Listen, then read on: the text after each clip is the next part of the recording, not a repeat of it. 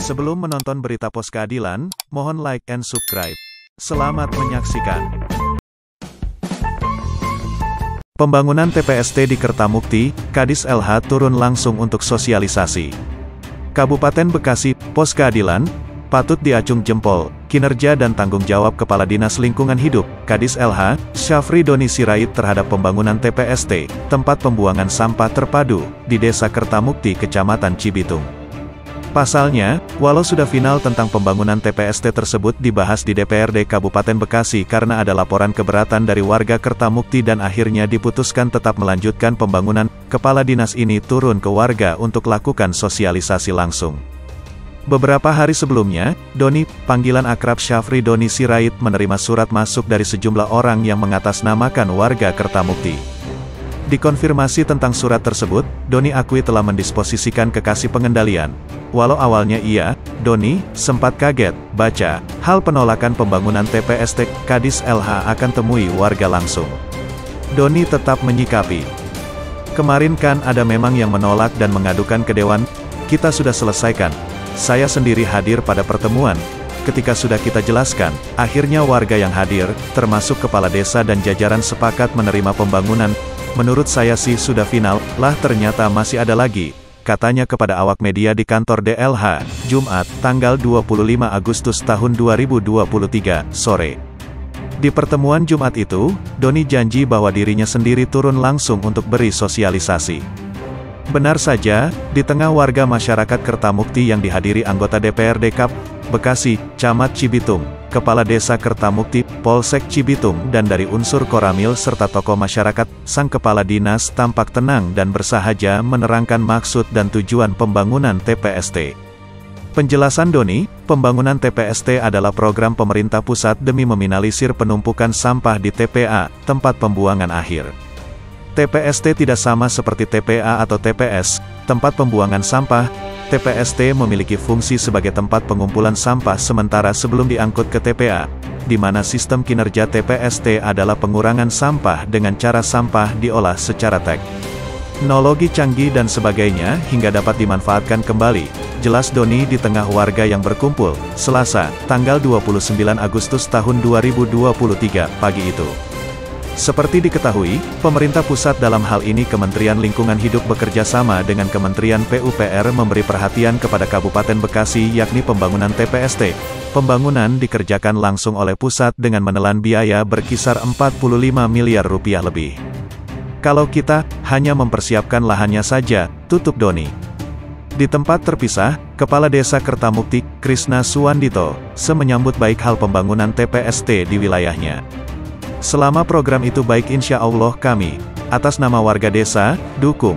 Karena menurut kami tidak ada penumpukan sampah, yang ada pabrik untuk pengelolaan sampah demi mengurangi sejumlah sampah liar yang ada di desa kami terutama, saya kira cukup efektif karena ini hanya sampah dari desa kami, bukan dari luar desa. Yang mana sampah desa dikelola dulu, yang tidak bisa dikelola baru dibuang di Burangkeng, TPA, kata Krisna melalui chat WhatsApp, Rabu, tanggal 30 Agustus tahun 2023, sore. Hal pasca sosialisasi, Doni, nyaris ada insiden kecil sesama warga. Diduga ada beberapa orang yang bukan warga coba memprovokasi tetap menolak pembangunan. Namun gejolak tak berarti tersebut dapat dikendalikan Krisna dan jajarannya. Kami hanya fasilitator, bukan eksekutor. Semua kebijakan itu ada di Kementerian PUPR, DPW Jabar dan Pemda Kabupaten.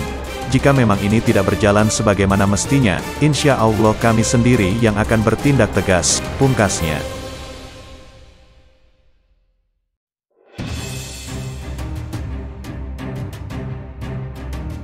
Di sana, Bapak Ibu tahu bahwa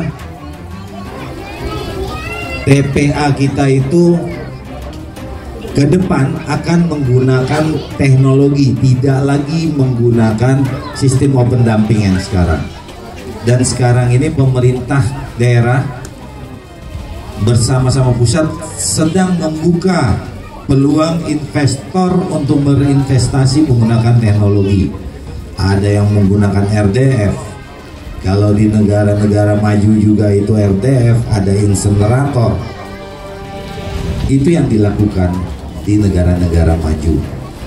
Jadi kita ini sudah ketinggalan. Untuk itu maka ke depan itu kita sudah membuka peluang, dan sampai saat ini ada 5 calon investor yang akan mengelola sampah di TPA kita di Burangkeng.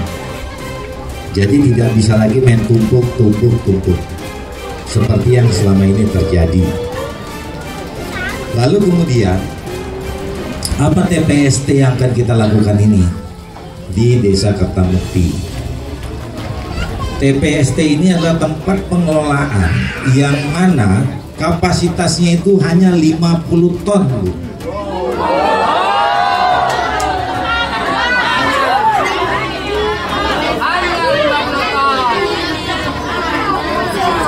...50 ton ini kapasitas mesin yang bisa digunakan untuk mengelola sampah menjadi RDF.